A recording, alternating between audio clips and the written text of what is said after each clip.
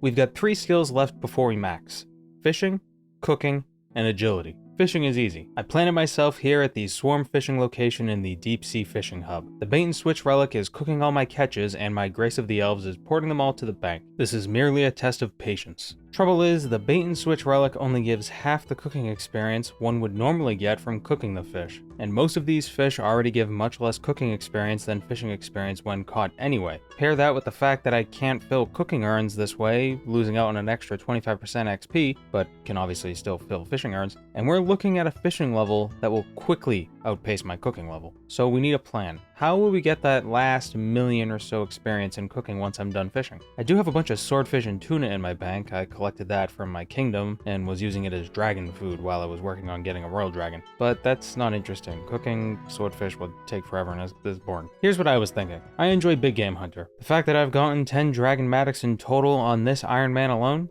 should be proof enough of that. I'm also 2/3 of the way of making a pterosaur maul. But after killing all these dinosaurs, it makes you ask, what do we do with all this dinosaur meat? There are 3 tiers of dinosaurs to hunt. The previous tier using the prior tier's meat as bait, with the first tier using fish. So what's there to do with the tier 3 dinosaurs? There's nothing bigger to hunt. Well, when Jagex increased herblore and farming to 120, they finally gave this meat a purpose beyond just cooking it and eating it normally. With 115 cooking, that's right, 115 cooking, you can create a primal feast. A single item that holds 4 pieces of food, each healing 2500 health apiece. The most life points in a single inventory slot, for now. Probably going to be that way for a long time. You can get 115 cooking by drinking an extreme cooking potion at level 98 cooking. But if you wish to make a primal feast from scratch, first you must make a primal starter, a primal main course, and a primal dessert.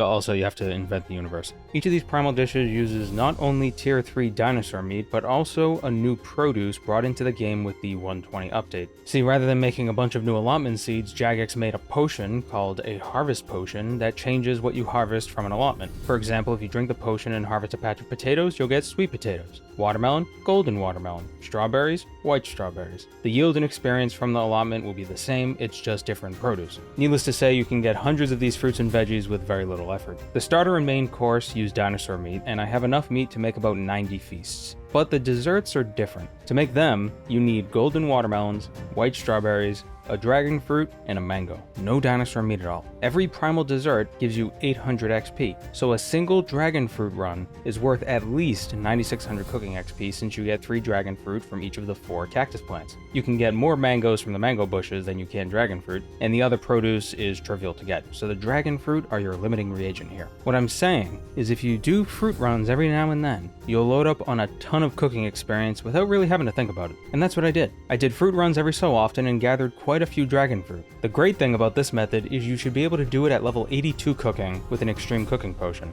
It'll boost you 17 levels all the way to 99. You won't be able to make the feasts, but it's so easy to farm, literally, the materials for primal desserts. Yes, they take 5 ticks to cook instead of 4, and you can only make 7 per inventory, but unless you do a ton of PVM and have an unending supply of raw sharks, you're probably stuck with cooking swordfish from your kingdom. So how much XP will this method get us? Well, we'll find out after we finish up fishing. This one clip here of me getting 99 fishing is probably 20 hours worth of AFKing. Off for what, 10 seconds of footage? Imagine me talking for a while about swarm fishing, like I'm trying to pad the length of the video by talking. Talking about swarm fishing. Can you imagine that? Swarm fishing? Talking about it? Weird. Wild. Swarm fishing. How ridiculous would that be? I can't believe you would even... The Cape has a great perk. There's a 5% chance to gain an additional catch. No extra XP, just extra fish. Effectively a 5% boost to fish per hour. Not bad.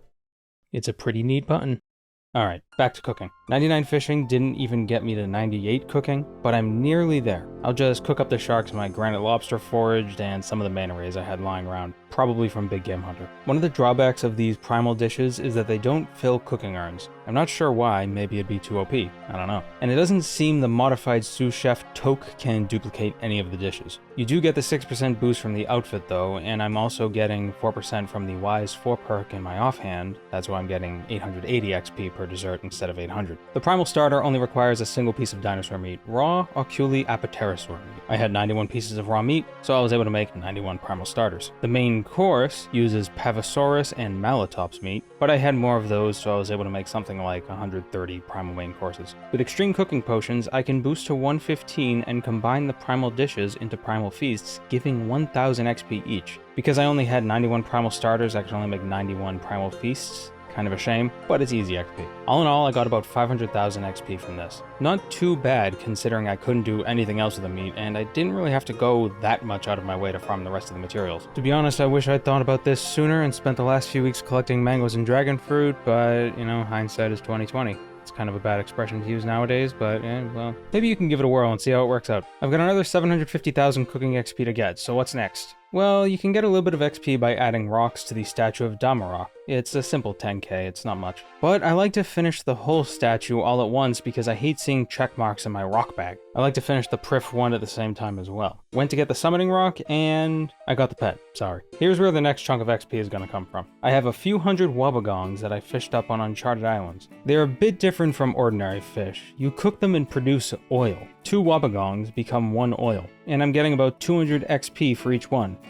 2. I also have a bunch of resources to make shark soups. You can actually transmute the Alea sea salt into wobbegong oil and then into turtle bowls, so really the only thing you need to gather to make the soups is mushrooms, salt, bamboo, and divine energy. I like to fish sometimes though. Anyway, each soup grants 10 XP for preparing it, then 260 XP for cooking it. They also fill cooking urns, so that's a bit more XP. We're gonna get so many chimes from this. Now we're at 484,000 XP until 99. What other options do we have? Well, spice. It must flow. But we've capped it out at 250. I'm talking about the eastern spices you get from your player-owned ports. I really need to get around to using it. Unfortunately, I don't have the eastern soup recipe unlocked. Shark soups are different because they're different. But just like the primal feasts, I had been planning this out while fishing. I was sending out voyages every day, focusing on getting scrolls so I can unlock the soup recipe. And this scroll fragment here was the last one I needed. It's a shame we can't boost to make ports items, otherwise I'd make sailfish soup instead of rocktail soup. Sailfish soup gives 600 XP rather than 500. But 250 rocktail soups still netted me 175,000 XP. Thankfully, these fill cooking urns.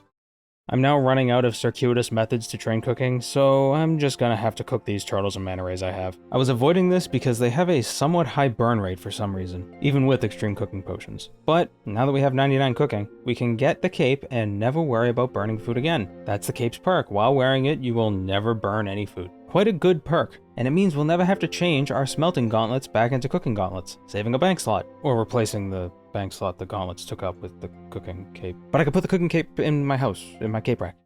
199 left. Agility. First method, penguins. No, not penguins like that. Penguins like this. Yeah, XP lamps. Over 100 penguin points gets us nearly 900,000 XP, bringing us to 98. Thank God. 97 to 98 is probably the hardest level to train through, you know? 98 to 99 has 99 at the end of the tunnel, but 97 feels so teasingly close to 99 without being right next to it. 96 is at least far enough away from 99 that it doesn't feel like that much of a tease, or does that not make sense? I think it's because 97 is a prime number, and it's the only prime in the 90s, so it's kind of unsettling. That probably makes less sense. Never mind. Obviously, mains would train agility with Silverhawks. Totally passive, but Iron Men can't do that. We have a couple options. One is the Anachronia course, and if I didn't already have double surge, this wouldn't even be up for debate. I'd train here. I know there's double escape, but I never use escape in the first place. I'll come back for it some other time. Then there's the Heffen course. It's significantly less XP than the Anachronia course, but it's a lot less... I was going to say intense, but the Anachronia course isn't intense at all. There's just a lot less effort at Heaven. There's also the Advanced Gnome Agility course. Wait, what is this, 2009? Not quite, but you need to complete this course 250 times to get the Agile legs. Having the Agile legs and top are a requirement for the trimmed comp cape. But is trim really something I want to go for? Probably not, but the more stuff I complete now will make the grind easier in the future should I make that commitment. What I will do, regardless of the course I pick, is spend a bunch of my Viswax extending and re-rolling dailies. You can toggle off challenges for skills you have above 99. At the time, I didn't realize I'd get 3 agility challenges every day by default if I had all skills toggled off except for agility. I mistakenly thought if I only had 1 challenge toggled on, I'd only get a single challenge each day. So what I did was have cooking, fishing, and agility toggled on. I'd then extend and complete the agility challenge and re-roll one of the other ones into an agility challenge for 10 Viswax. I'd extend that one as well for another 25 Viswax, then re-roll the final challenge into agility, so on and so forth. I wasted some Viswax re-rolling, but I can get 100 a day pretty easily, so it's not that bad. Every challenge gets me about 70,000 XP, so we're looking at 210,000 XP a day at the cost of 75 Viswax. Viswax sells for almost 20k a pop on the Grand Exchange, so we're basically turning 1.5 mil into 210,000 agility XP. Viswax is probably even more valuable on Ironman since you can only get 100 a day max, and that's at the cost of hundreds, even thousands of runes. It's not like the XP is coming out of nowhere. Have you ever looked at one of the daily reset tokens and wondered, why the hell is the pit on here? That's not a daily. What it actually does is just lets you enter the pit immediately after using the token. It's a little bit of agility XP, but more importantly, every time you participate in the pit, you have a chance to get a piece of the Nimble outfit, the full set giving you 6% extra agility XP. Super worth it? Maybe if you're going for 120. If you've got nothing else to use the daily reset token on, sure, why not? So I bounced around between the different courses, did daily challenges, yada yada, and decided to get 99 agility in the Varrock Museum by adding more rocks to the statue of Damarok. Now it's time to get the cape. The agility cape is kinda neat. It prevents you from failing any obstacles. Even at 99, you can fail Anachronia course obstacles, so I guess it has a use there. Okay, I know. Not that cape. We can combine the support skill shards into the support cape, the expert cape with the fewest skills associated with it, only 4. Oh, not this cape? Well, there's the Artisan's cape. No? Gatherer's cape? Alright, enough teasing. Let's get us a max cape. Gotta say, I do like that they update the emote whenever they add a new skill.